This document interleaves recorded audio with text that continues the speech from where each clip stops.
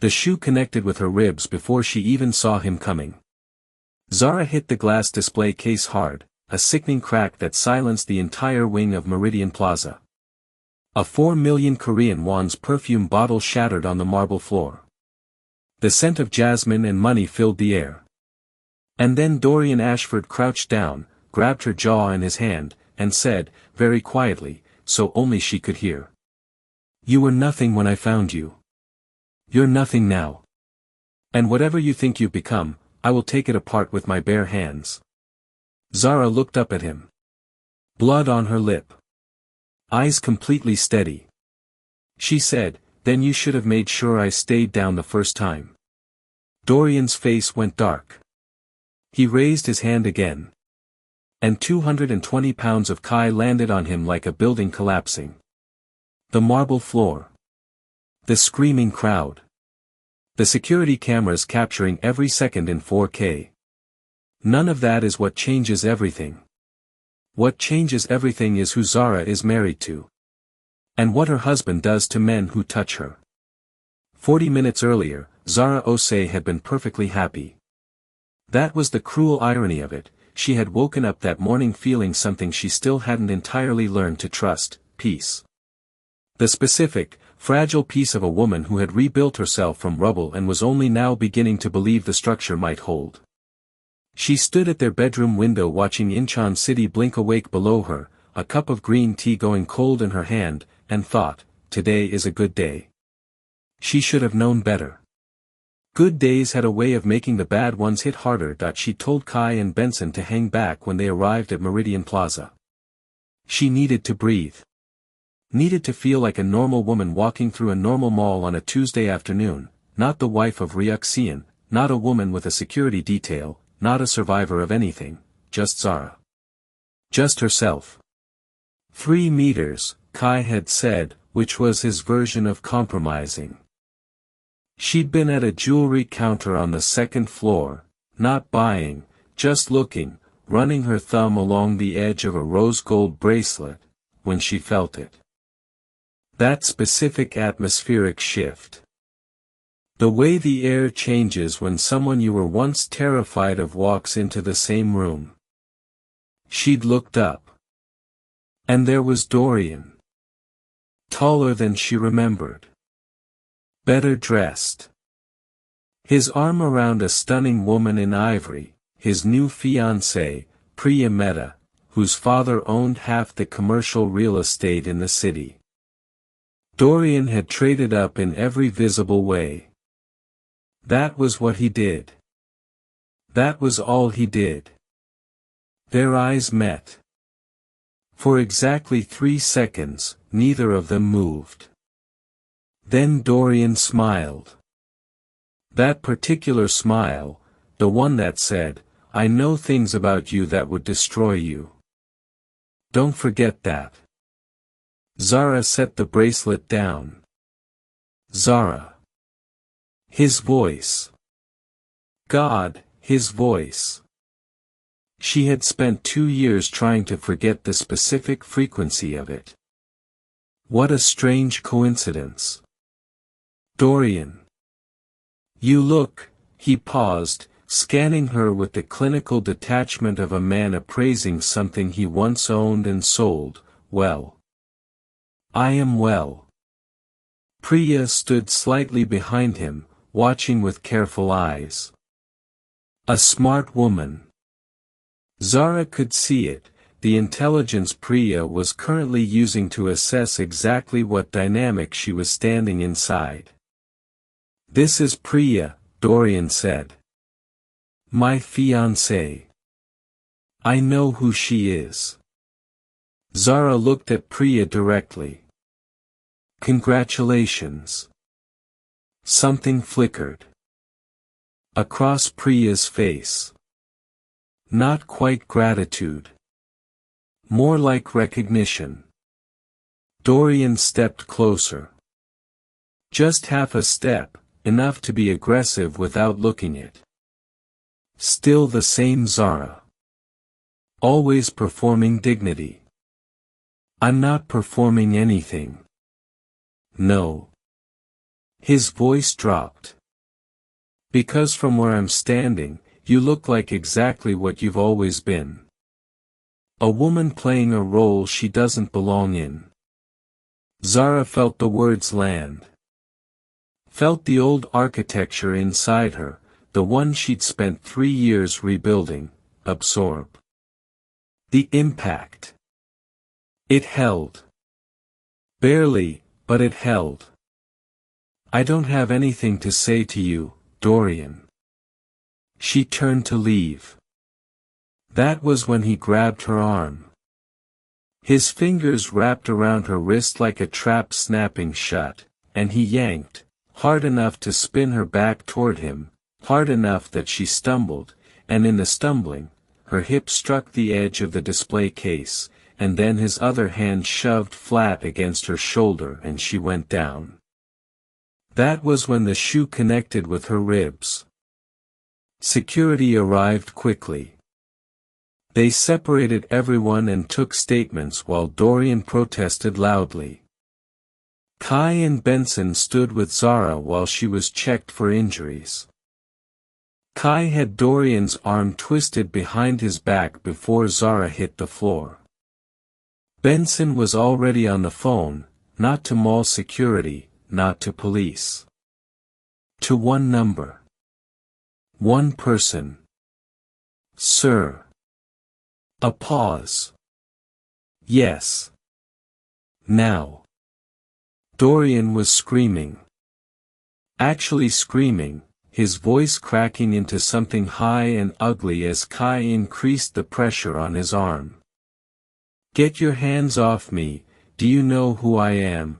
I will have your jobs, I will have your lives. Sir, Kai said, very pleasantly, please keep talking.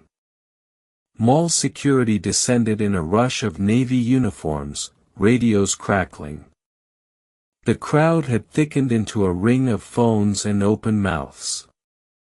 Someone was live streaming. Multiple people were live streaming. Zara sat on the marble floor and pressed her hand to her ribs and breathed. A security officer crouched beside her. Ma'am, are you? I'm fine, she said automatically. She wasn't fine.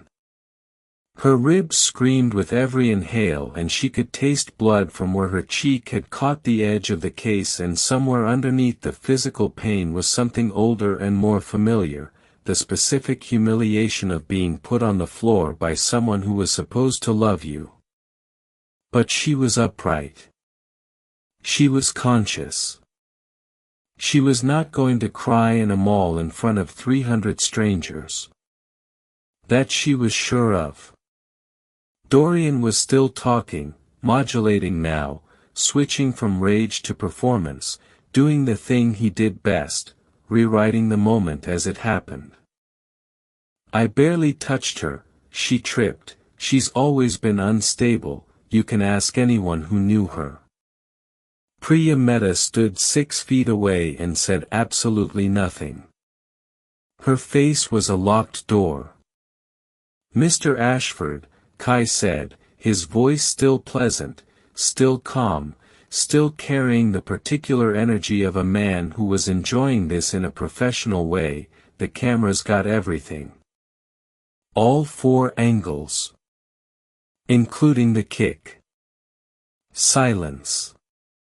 Dorian's voice changed. I want my lawyer. Of course you do, Kai said. Benson reappeared at Zara's side and helped her to her feet with the practiced ease of someone who'd done this before, not this specifically, but crisis. The management of it. He's coming, Benson said quietly, only for her. Zara nodded once. She already knew. She could feel it the way she always could, that specific change in the atmosphere that preceded Ryuk Seon's arrival. Like barometric pressure dropping before a storm. Like the moment before lightning decides where to land. She straightened her jacket. Lifted her chin. Whatever was about to happen to Dorian Ashford, she decided, he had earned every second of it. Ryuk arrived in 17 minutes. 17 minutes from a boardroom on the 42nd floor of the CN Tower, across 6 kilometers of Incheon traffic, to the 2nd floor of Meridian Plaza, and not one person in that mall security office made eye contact with him when he walked through the door. Not because he was loud. Not because he was threatening. Because he was the kind of quiet that made rooms recalibrate. He was 41 years old. Black hair, sharp jaw, charcoal suit with no tie, he looked like money that had been inherited and then doubled again through methods that didn't entirely bear scrutiny. Which was accurate. He went to the security monitors first. Not to Zara. That was the thing about Ryuk, he collected information before he collected emotion. He stood in front of the screens and watched the footage 3 times. The grab. The shove. The kick. On the 3rd viewing, the security supervisor noticed that Ryuk's jaw had gone very tight. Should I call? Cancel the police report, Ryuk said. Sir, protocol. Ryuk looked at him. Just looked. The supervisor picked up his phone and canceled the police report. Ryuk walked into the adjacent room where Zara was sitting, and the first thing he did, before speaking, before looking at Dorian, before doing anything else, was crouch in front of her and take her face in both hands, very gently, and examine the cut on her cheek with the focused intensity of a man cataloging damage to something irreplaceable. I'm fine, Zara said. You're not, he said simply. But you will be. Then he stood up and turned around. And he looked at Dorian Ashford for the first time. Dorian had composed himself. He was sitting in a chair with his ankle crossed over his knee, projecting the effortless ease of a man who believed, at his core, that consequences happen to other people. He looked at Ryuk with mild assessment and said, "And you are?" Ryuk sat down across from him. He didn't answer the question. He just said, "Tell me something, Dorian. When you left her, the morning you transferred the money and packed your car, did you think about the baby?" The ankle uncrossed. I don't know what she's told you. She didn't tell me anything. I had you researched 3 years ago, when she first mentioned your name. A pause. The 162 million Korean wons came from a joint account you opened in both names specifically so the liability would be shared. You left when she was 4 months pregnant. You didn't leave a note. You changed your number. Priya Mehta, still in the room, made a very small sound. The miscarriage happened 11 days later, Ryuk continued, his voice never rising, never changing register, never becoming anything other than calm and factual and devastating. She was alone. She called the hospital herself. She was discharged the next morning with nothing. No money. No home. No family in the city. That's a very dramatic. She slept in her car for 11 weeks. Ryuk tilted his head slightly. Your car, technically. You'd forgotten to take it. The room was completely silent. Dorian's composure was cracking at the edges. Something ugly was rising under the surface, not guilt, Zara knew better than to hope for guilt, but something defensive and cornered and dangerous. Whatever you think you're going to do. I'm not going to do anything to you right now, Ryuk said. I'm simply making sure you understand something before you leave this room. He leaned forward, just slightly. I own this city in ways you cannot comprehend. Not figuratively. Literally. The building this mall sits in, I own it. The bank that holds your family firm's primary accounts, I have 3 board seats. The charity where you've been performing philanthropy for 8 years, its largest anonymous donor resigned this morning and directed his team to conduct a full financial audit. Dorian went very still. I didn't come here to threaten you, Ryuk said, standing. I came to introduce myself. So that when everything begins to unravel, and it will begin very soon, you know exactly whose wife you put on the floor today. He walked back to Zara. Offered his hand. She took it and stood. At the door, he paused. Oh, and Dorian. He didn't turn around. The 162 million Korean wons, plus interest, plus damages, expect the transfer notification by Thursday. My lawyers are considerably less patient than I am. They walked out. If this story is hitting different, stay with it. It gets so much worse for Dorian. And so much better for Zara. Keep watching. They didn't speak in the car. That was one of the things Zara had learned to love about Ryuk.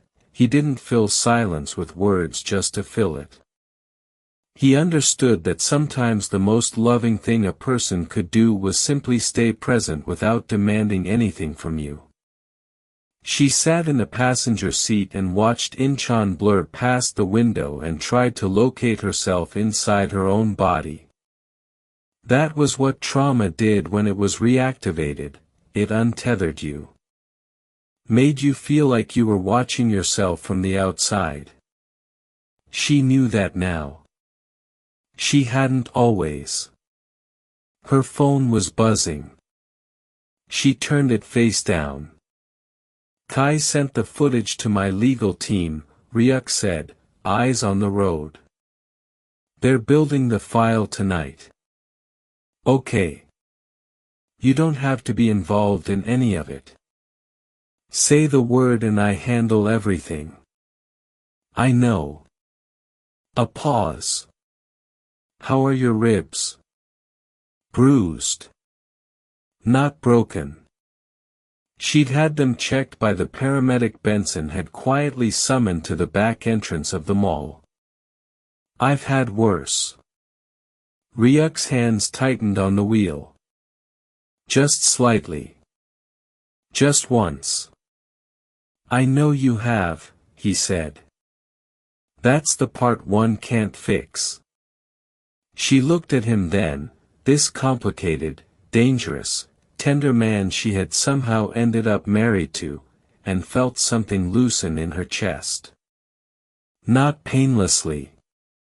Healing never was. But genuinely. You can't fix the past, she said. You were never supposed to. He glanced at her briefly. Then what am I supposed to do? You're already doing it. They rode the rest of the way in silence. But it was a different silence now.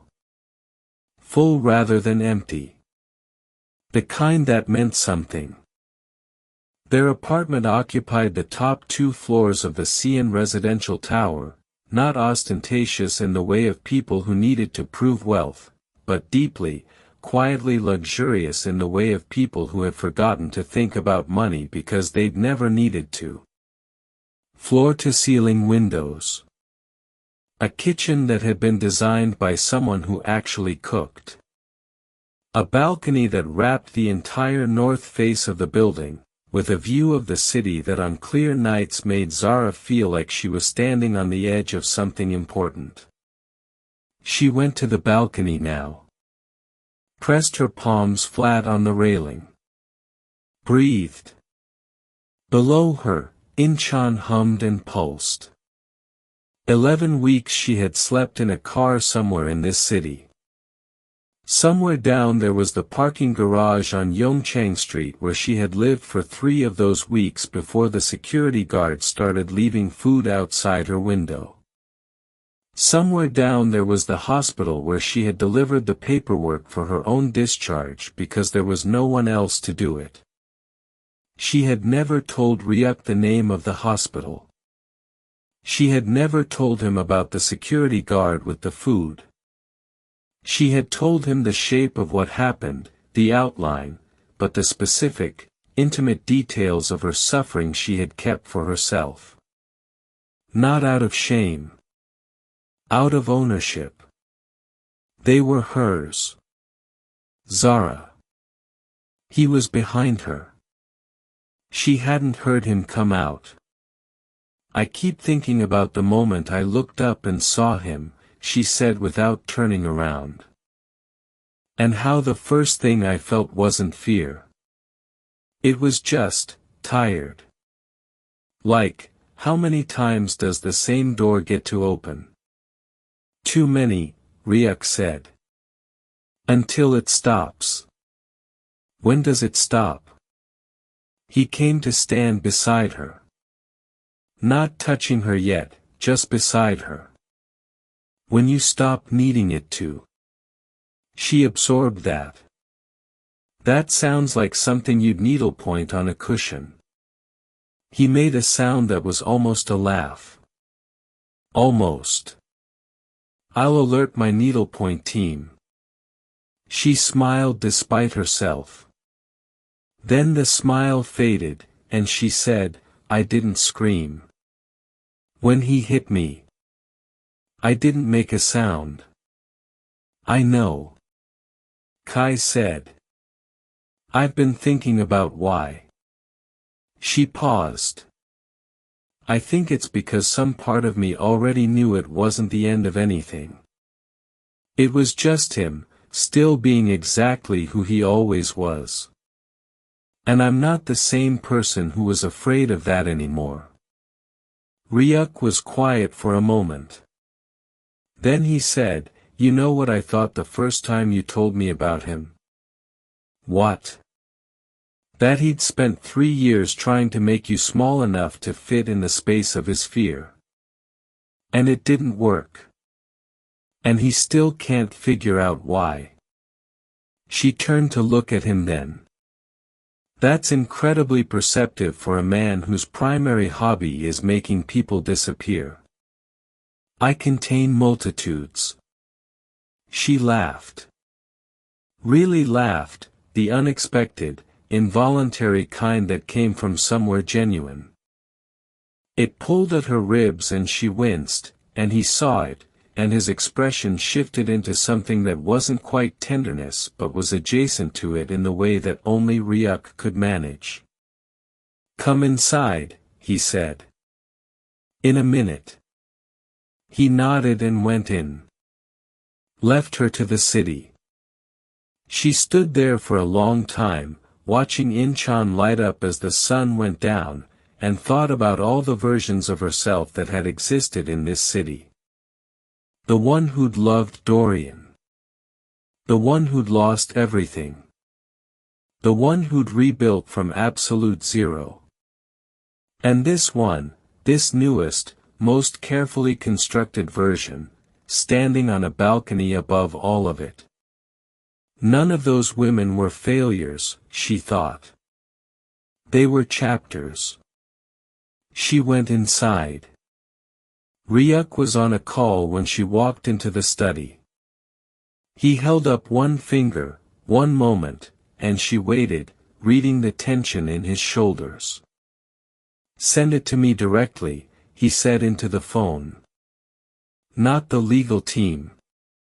Me. A pause. How long has she known? Another pause, longer. Understood. He hung up. Didn't speak immediately. Ryuk. He turned. His expression was doing something unusual, something she recognized as the rare face he made when information had surprised him. Ryuk-seon did not get surprised easily. "Priya Mehta," he said. "Dorian's fiancée. What about her?" "She contacted my office 20 minutes ago." He set his phone down. "She's been documenting Dorian's behavior for 14 months. Financial irregularities.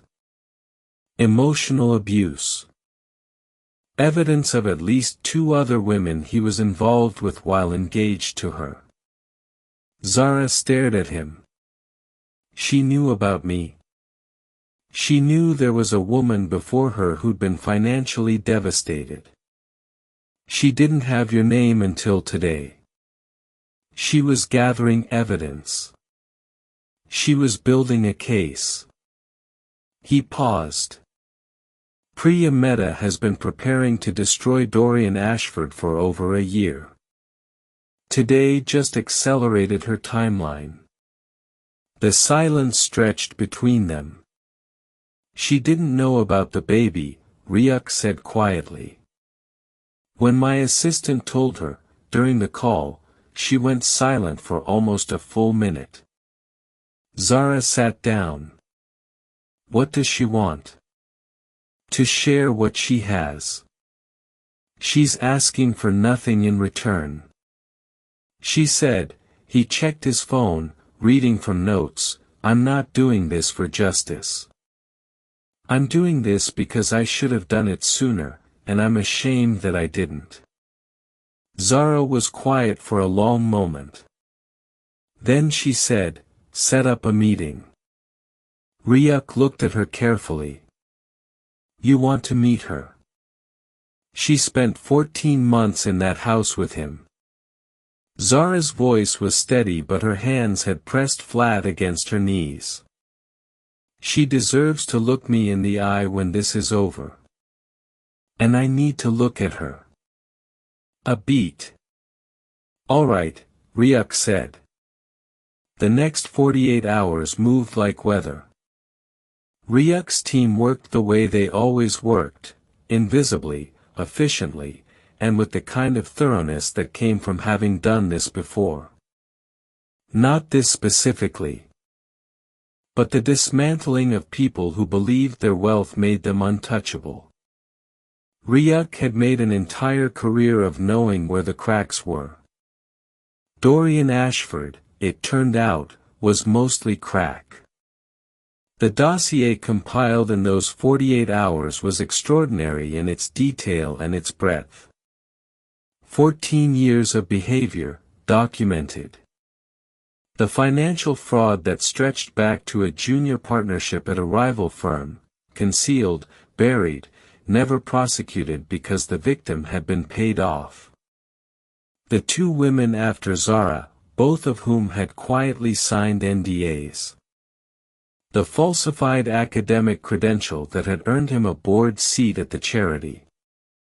And running underneath all of it, consistent and ugly and undeniable, a pattern of identifying vulnerable women, installing himself as their savior, and extracting everything they had before disappearing. Zara was not his first. She was not even his worst. She was simply the first who had survived intact enough to matter. This information was delivered simultaneously, on a Thursday morning, to 5 separate destinations.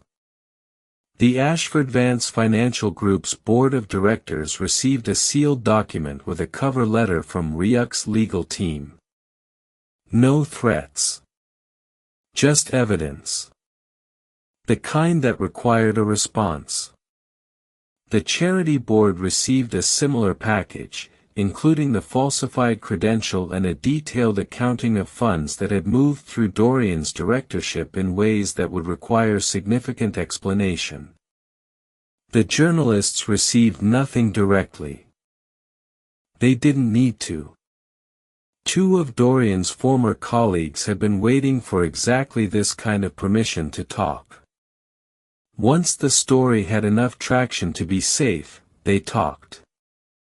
Priya Mehta's father received a brief, private briefing from Ryuk in person over breakfast at his club.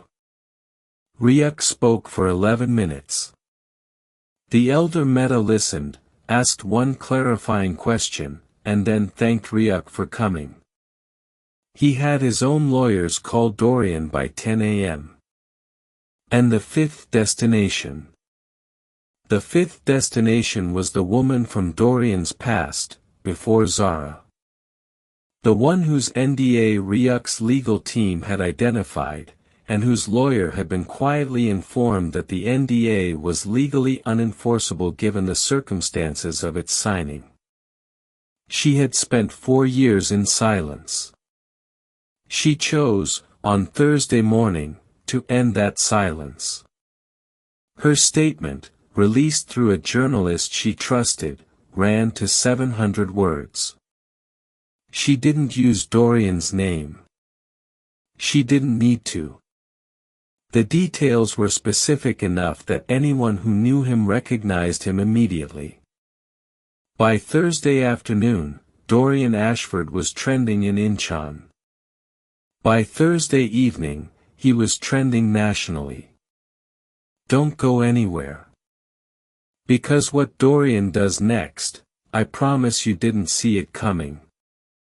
And what Zara builds from this, that's the part that will stay with you. Dorian tried to manage the public relations crisis by hiring a communications firm. They advised him to release a statement taking responsibility. He did so, but it was poorly received. Dorian hired a crisis PR firm on Thursday night. The best in Incheon, the firm that had saved 2 politicians and a corporation from things considerably worse than this. They met in his penthouse at 9 p.m. 4 of them.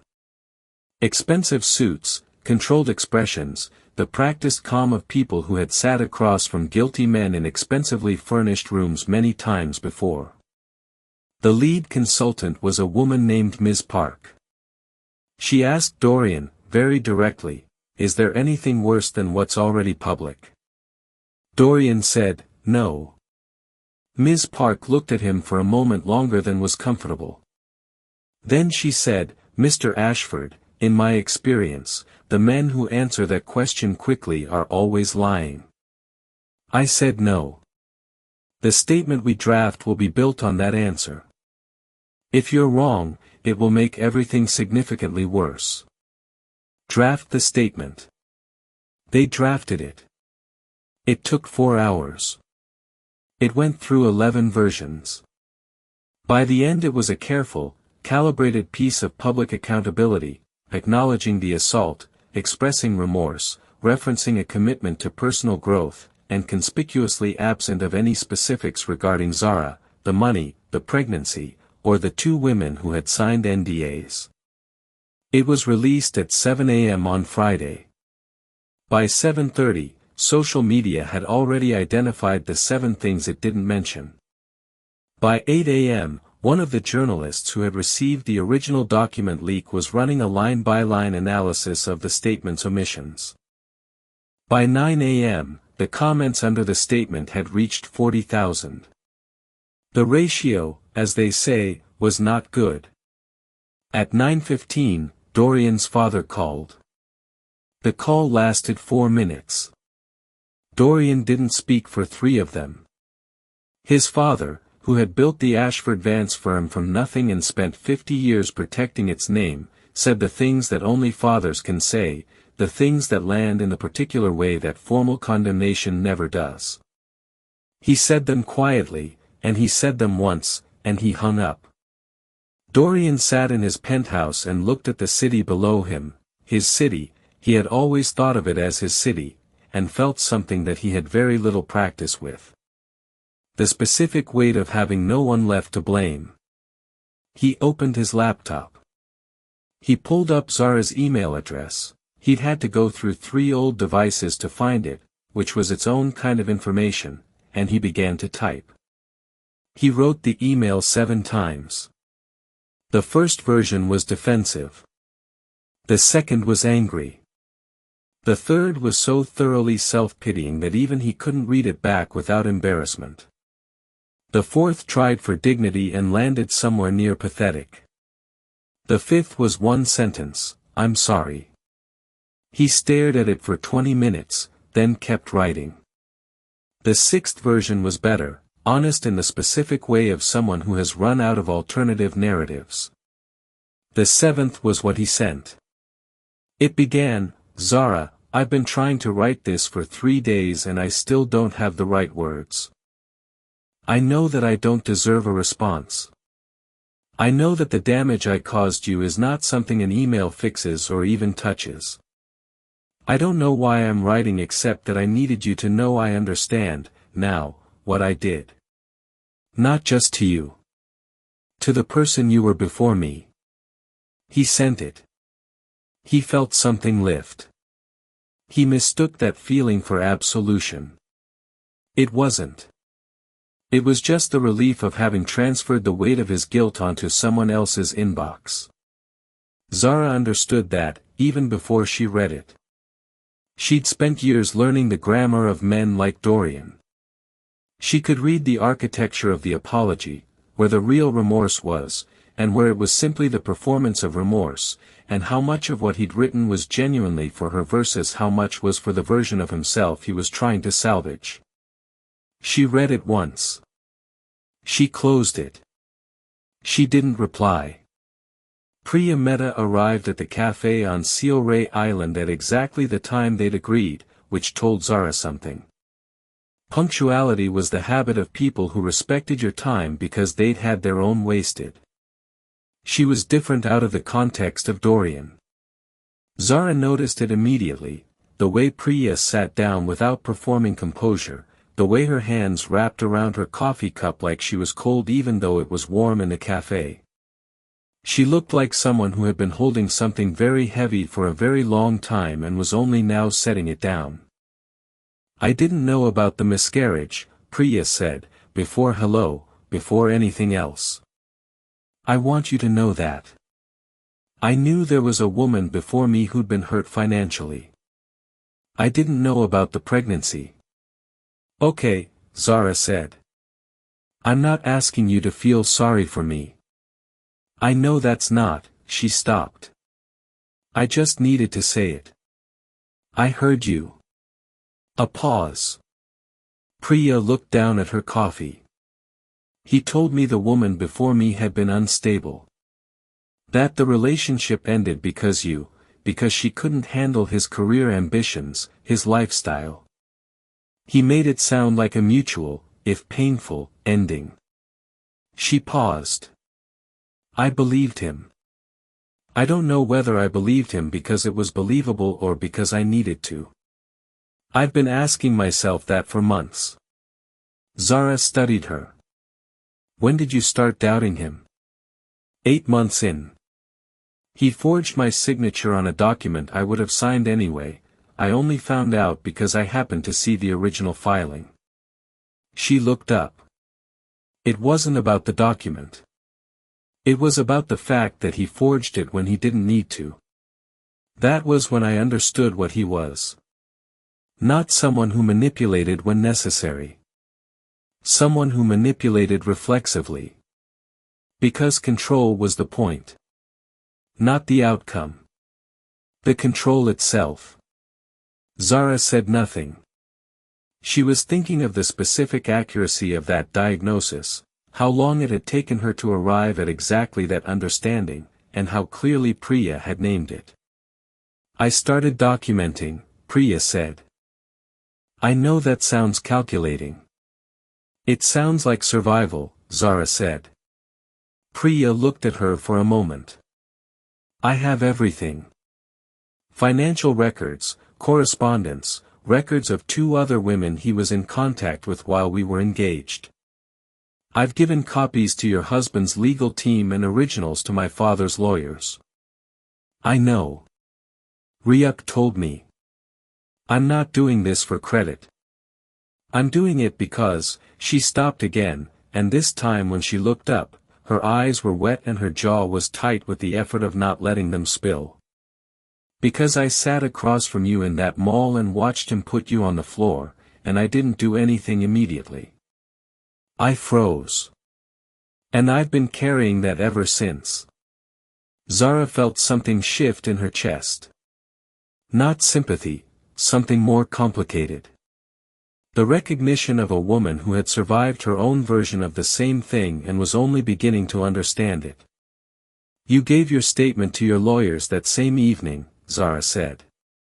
Yes. That's not freezing, Priya. That's regrouping.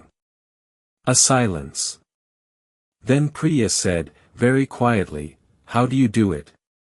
Move forward, I mean. How do you wake up and not let it be the first thing you think about? Zara considered the question honestly. Some days I do let it be the first thing. Some days it's the first thing and the last thing and everything in between. But I decided a long time ago that I wasn't going to let him have my future as well as my past. He already took too much. He doesn't get the rest. Priya nodded slowly. I'm going to therapy, she said, slightly awkwardly, like it was a confession. Good, Zara said simply. Keep going. They stayed in that cafe for 2 hours.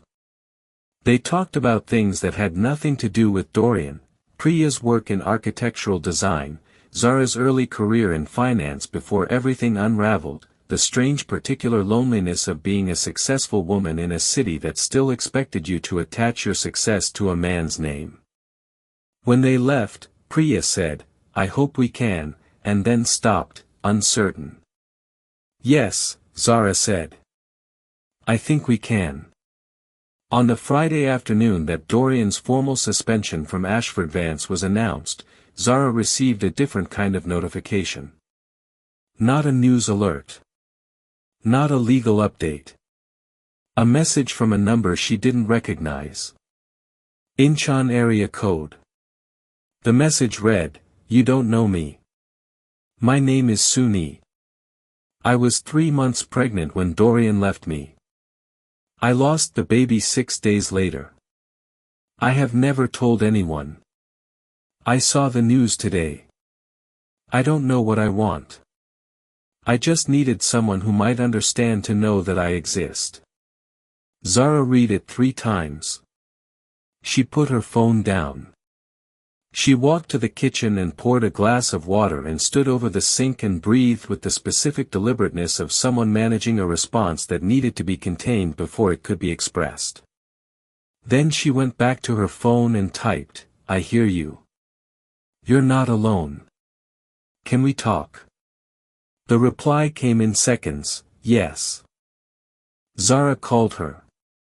Suni was 34, a graphic designer, had left Incheon for 2 years after losing the baby and had come back only recently.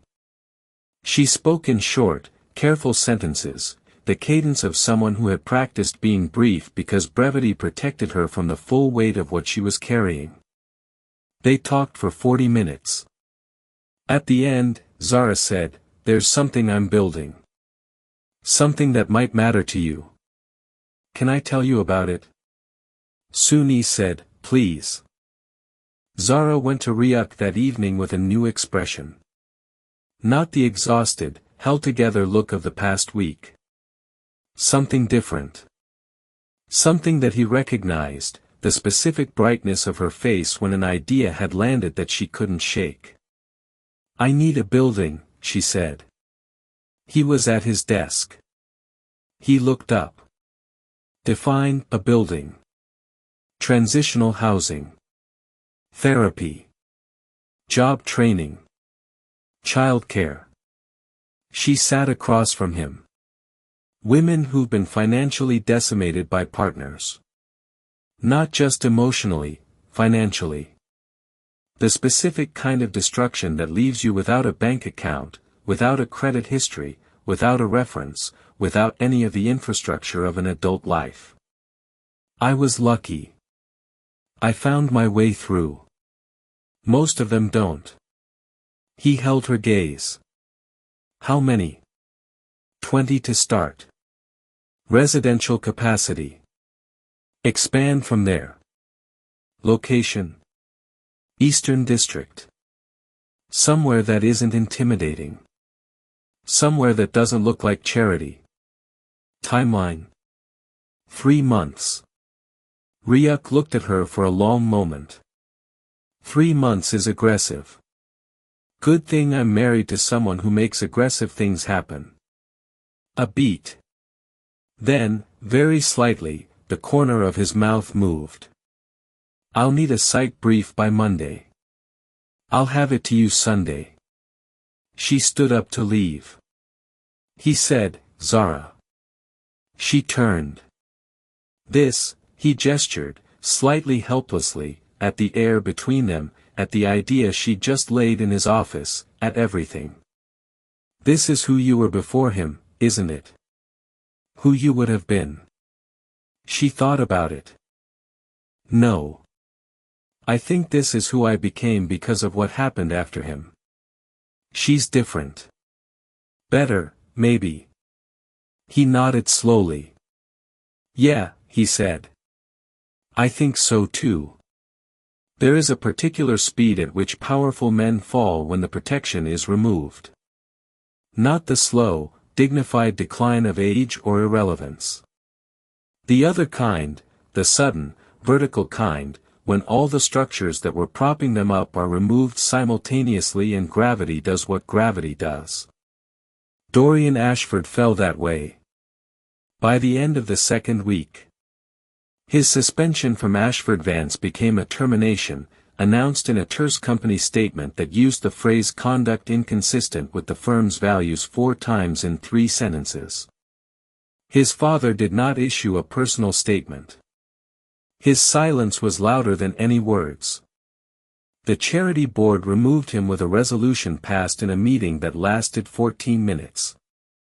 The financial audit, now underway, had already surfaced irregularities that were being referred to a separate authority. The 2 women who had signed NDAs, informed by Ryuk's legal team that the agreements were unenforceable, chose different responses. One said nothing publicly but filed civil proceedings. The other gave a single interview, her face not shown, her voice slightly altered, that was shared 900,000 times in 48 hours. Soon didn't speak publicly. She wasn't ready, and Zara never pressured her.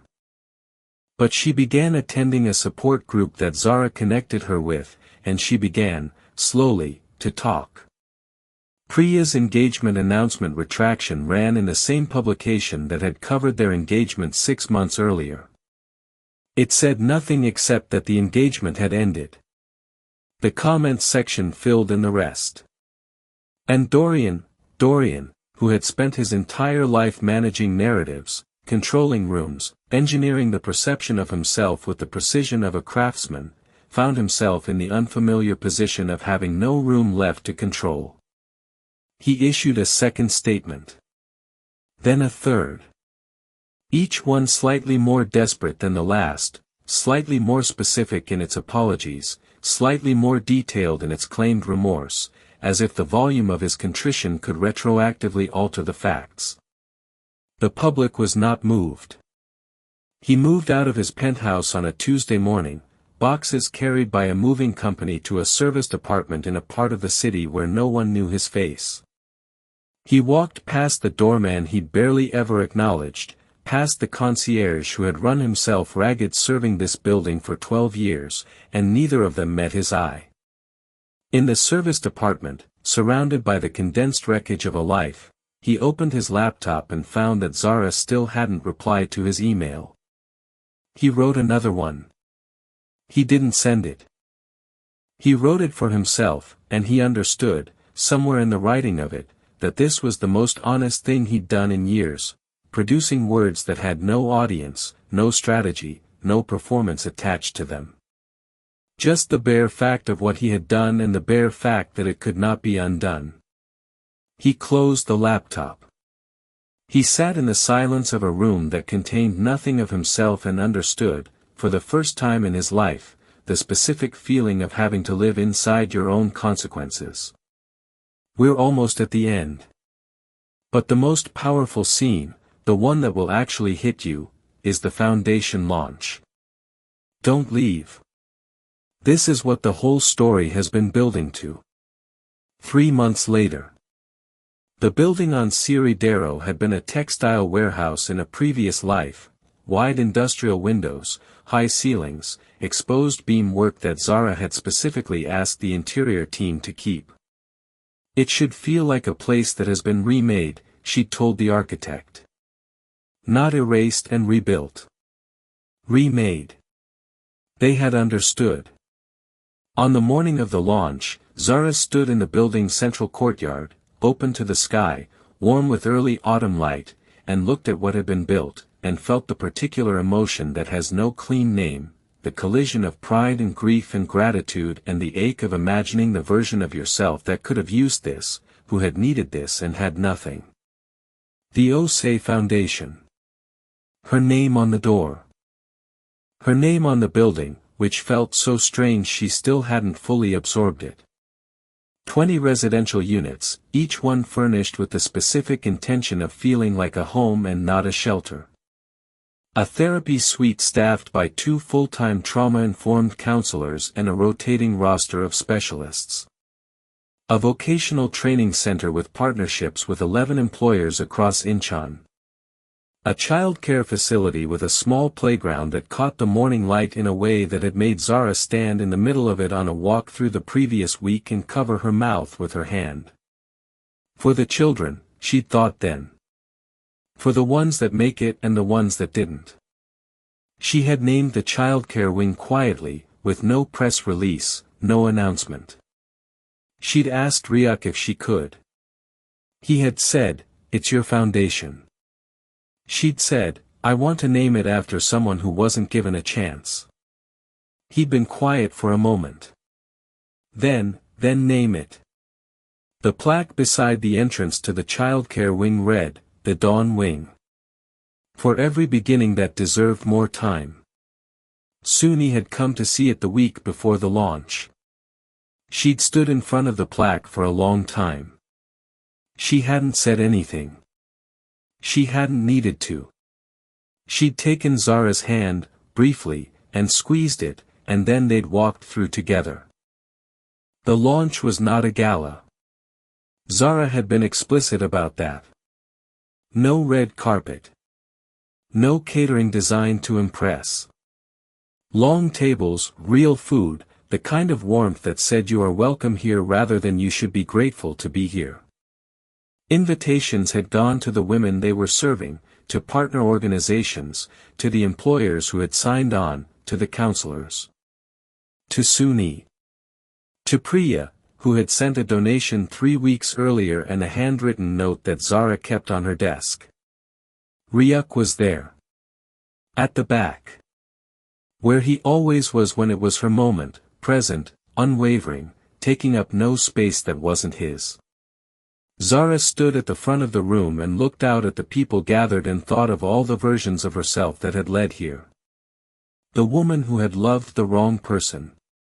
The woman who had lost everything and slept in a car and delivered her own discharge paperwork from a hospital and had no one.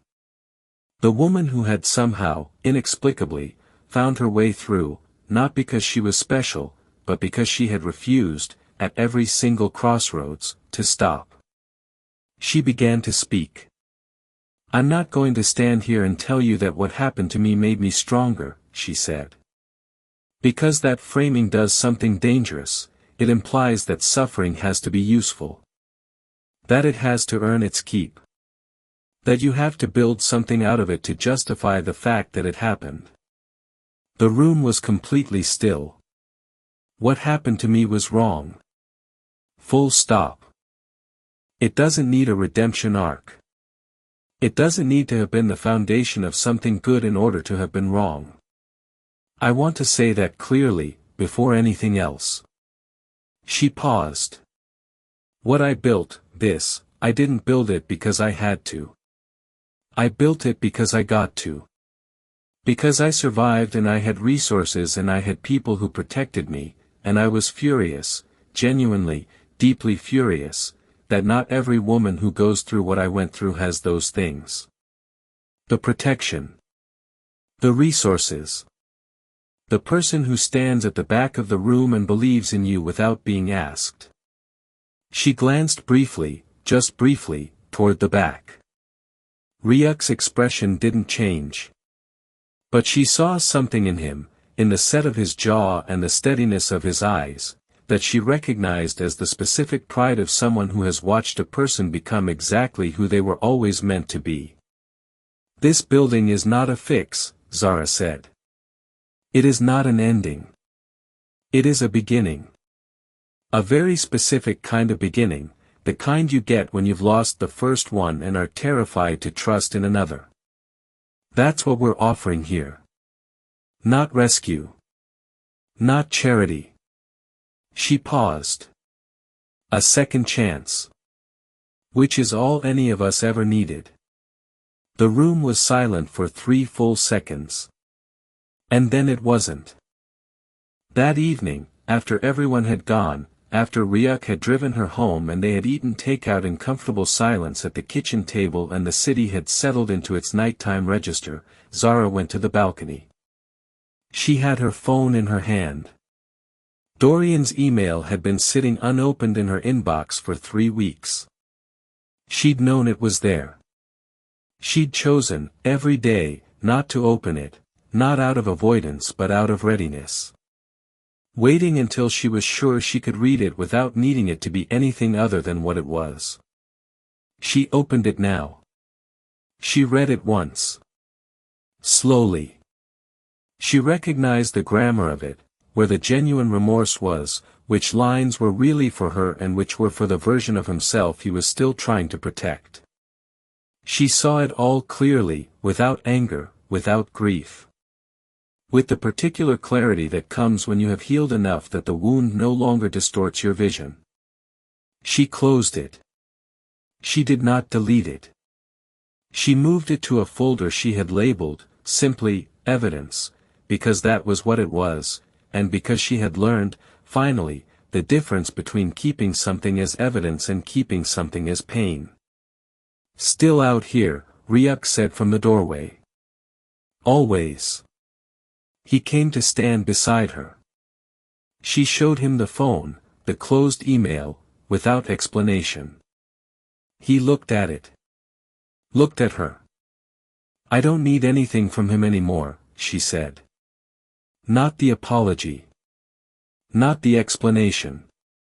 Not even the acknowledgement. I thought I would, I thought there would come a day when I'd need him to fully understand what he did. But I don't. I have everything I need. Ryuk took her hand. His thumb moved across her knuckles, once, slow. And what is that, exactly? She looked out at the city. At Incheon spread below them in light and motion and 10,000 unfinished stories.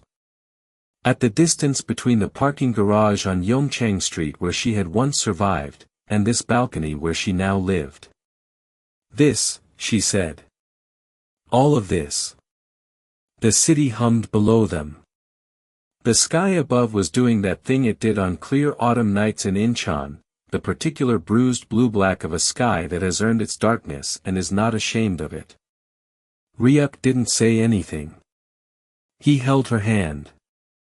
They stayed like that for a long time, two people who had found each other in the complicated middle of things and built something real from it, standing at the edge of a city that had tried, more than once, to swallow them both, and had not succeeded. She thought of Suni. Of Priya. Of the 20 women who would move into Siridero in the next 2 weeks. Of the ones who would come after them, and the ones who wouldn't make it in time, and the ones she would never know about. She thought of the baby she had lost in a hospital room alone, and the plaque on the wall of a place that would now hold children who had made it. She thought of Dorian in his serviced apartment, living inside his consequences, not with satisfaction, but with the quiet acknowledgement that accountability had found its address. She thought of Ryuk, standing beside her, saying nothing, being everything. And she thought, I am not who I was. I am not who I was supposed to be before all of this. I am something else entirely. Something that doesn't have a clean name yet.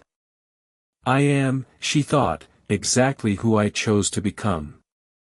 She squeezed his hand. He squeezed back. Fade to black. If Zara's story moved you, if any part of this landed, share it with someone who needs to hear it. And if you're building something from the ashes of something that tried to end you, keep going. The foundation launch is waiting. Subscribe. Because the next story is already in progress. And it starts in a place you won't expect.